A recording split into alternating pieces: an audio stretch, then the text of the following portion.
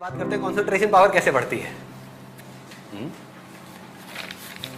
कहते हैं जब पढ़ाई करते हैं तो अगर पीछे आप कोई म्यूजिक ऑन कर लो तो पढ़ाई में ध्यान लग जाता है। ऐसे ही करते हो, लोग करते यही हैं लेकिन अनजाने में करते हैं। मैं आपको उसके पीछे लॉजिक बता रहा हूं कि रीजन क्या है और कैसे काम होता है। इंस्ट्रूमेंटल म्यूजिक अगर आप प्ले करोगे और उस इंस्ट्रूमेंटल म्यूजिक में भी बीट्स बहुत ज्यादा नहीं है, धांधू नहीं है, बेस ज्यादा नहीं है, तो आपका ध्यान पढ़ाई पे लग जाएगा। सॉफ्ट म्यूजिक, इसके पीछे लॉजिक क्या है कि वो ध्यान आपका जो 50 जगह पे चल रहा था वो वहां से हट करके एक जगह पे आ गया। जब म्यूजिक सुनते हो तो क्या होता है, थोड़ी देर बाद में और थॉट्स आने बंद हो जाते हैं, सिर्फ म्यूजिक की तरफ ध्यान होता है और ध्यान होता है पढ़ाई की तरफ। तो ध्यान पहले जो 50 जगह पे था और पढ़ाई पे था, अब वो कहां पर है? एक जगह पर है, यानी कि म्यूजिक पर है और पढ़ाई पर है। दो जगह पर आ गया। तो अगर ध्यान दो जगह पर होगा उस ध्यान की पावर ज्यादा होगी, या ध्यान 100 जगह पर होगा उसकी ज्यादा होगी? दो जगह पर होगा। अब इस साउंड में देखो क्या होता है। इसमें तो ना कोई बीट्स है, ना कोई लिरिक्स है, कुछ भी नहीं है। जब आप बैठोगे पढ़ने के लिए तो क्या होगा, आपका ध्यान पहले तो हर जगह से हट करके इसकी तरफ आ जाएगा। होता है ऐसा? कभी भी नोट करना, आराम से रिलैक्स होकर के बैठो। पढ़ने से पहले इस साउंड की तरफ अपने ध्यान को ले जाओ तो आपका क्या होगा, माइंड थॉट से हट गया, फीलिंग से हट गया, हर जगह से हट गया, साउंड पे आ गया, अब पढ़ने लग जाओ। तो ये साउंड आपका ध्यान पढ़ाई में लगा देगी।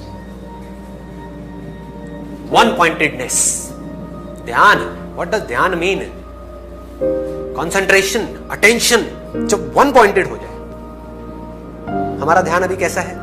भटकी हुई है ना। बिना इस साउंड के हमारा ध्यान कैसा है, समझने की कोशिश करो। क्या होता है, कभी बाहर से कोई साउंड आ गई, कभी कुछ दिख गया, कभी कुछ याद आ गया, कभी ये याद आ गया कि अब ये करना है, ये हुआ था।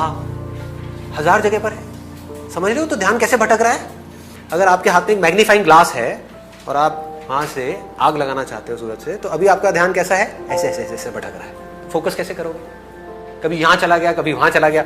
जहां आपका मैग्नीफाइंग ग्लास जाता है, यानी कि आपका ध्यान जाता है, वही चीज आपको दिखने लग जाती है। तो एक जगह पे टिक नहीं रहा ना। इससे क्या हुआ, एक जगह पर आ गया। इस इनर साउंड से क्या होता है, ध्यान एक जगह पर टिक जाता है। And it is a very very high state. Reason being, अगर आपको इंस्ट्रूमेंटल म्यूजिक सुन रहे हो तो वहां फिर भी कोई फीलिंग है, कोई इमोशन है। आप समझ रहे हो? कुछ ना कुछ है जो आपको डिस्ट्रैक्ट कर सकता है। ये बिल्कुल ही खाली है, जिसको बुद्धिज्म में एम्प्टीनेस बोलते हैं, शून्यता, जीरो। बिना जीरो के मैथमेटिक्स क्या है? जीरो ही है। तो जब तक हमारी लाइफ में ये नहीं है तब तक सब भटका हुआ है। ये आते ही सब कुछ सिमट गया, एक जगह पर आ गया। कंसंट्रेशन पावर साइंटिफिकली कैसे बढ़ेगी इससे? क्योंकि ये एक ऐसी साउंड है जिससे रिलेटेड आप चाहो भी तो आप कुछ सोच नहीं सकते। एक इंस्ट्रूमेंटल सॉन्ग है, यहां आकर के माइंड मर जाता है। फिर जैसे ही माइंड को एक गोल मिलता है तो माइंड अपनी पूरी एनर्जी उस गोल की तरफ लगा देता है।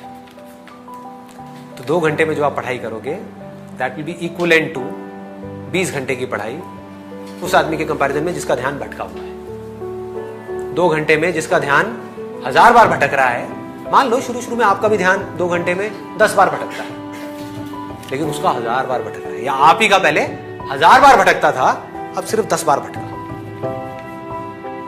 जैसे ही भटका, पढ़ाई से ध्यान को हटाया, ध्यान को ले गए साउंड की तरफ, पढ़ाई को छोड़ दिया 5 मिनट के लिए, फिर से एनर्जाइज हो गए। ये आपको एनर्जाइज कर देती है, कभी नोट किया है? एनर्जी से भर देगी, because this is the source of energy. तो यहां से आप एनर्जी से भर गए, भरते गए भरते गए भरते गए, फिर आधा घंटा पढ़ाई करी, ब्रेक लिया, थोड़ी देर इसको सुना, फिर पढ़ाई करी, बढ़ गई कंसंट्रेशन पावर।